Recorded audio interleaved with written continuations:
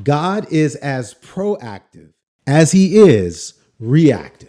Grace and peace, everybody. Welcome to Sabbath School Study Group. My name is Chris Bailey. This is part 2 of our 5-part series. We're in the book of Joshua. The Lord is a warrior. That's kind of ironic because even in the name warrior, you find the word war. We already learned in the first study in part 1. If you haven't seen that, make sure you watch that war was in heaven over sin. And so this controversy now, this battle between good and evil, it continues until the day when evil is destroyed. But in the midst of this mess, there's good news. And it's that God is a fighter. Knowing strategy, or being a general, being a lieutenant, being a soldier in the army, it's interesting that there's always in every controversy, offense and defense.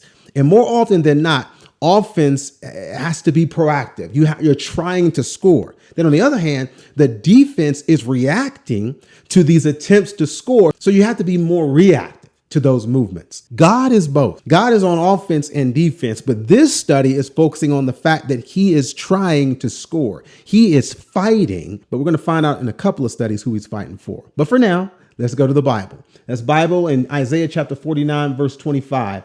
Now, God is proactive. So thus saith the Lord, even the captives of the mighty shall be taken away, and the prey of the terrible shall be delivered. For here is his promise, I will contend with him that contendeth with thee, and I will save thy children. This is the word of the Lord to Israel. And he's letting us know that I'm a fighter and that I will fight, and I know how to go on offense and I know how to go on defense. I can take back what is mine. That's offense. And I can keep what I already have. That's defense. So now with this in mind, knowing this is the mindset of a loving God, not an angry God, but a God of love.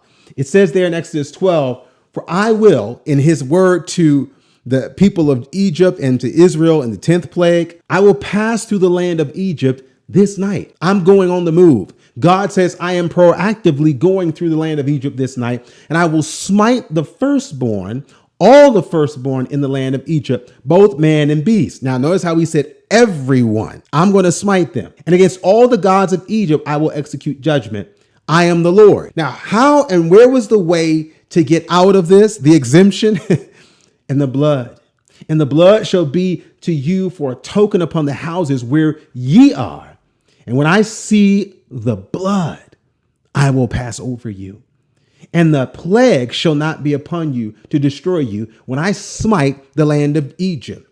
What is the blood? The blood is the sacrifice that would take the place of the one who would be sacrificed. So God says, when I see the blood, I will go from proactive to reactive. I'll pass over. I will not touch that house. I will keep back judgment because now in the blood, that house is considered just. That house falls out of the condemnation of this death angel. And that's exactly what happened in the Passover.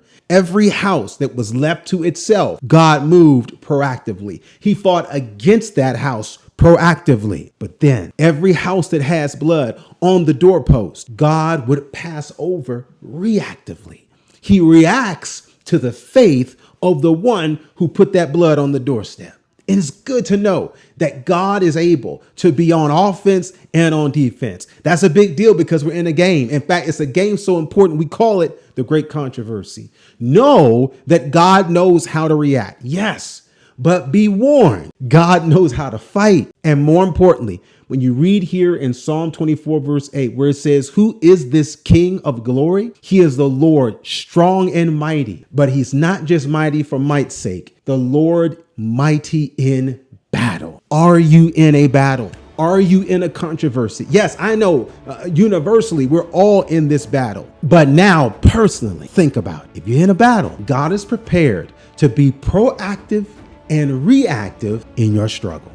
But we stop here. Thanking you for watching. If this has touched you in a special way, please hit that like button on the video, pass it on to someone else, and subscribe to the channel to stay in touch. And remember, we'd like to come to your church or school, but in order to do that, we need your invitation. Don't let money be an issue.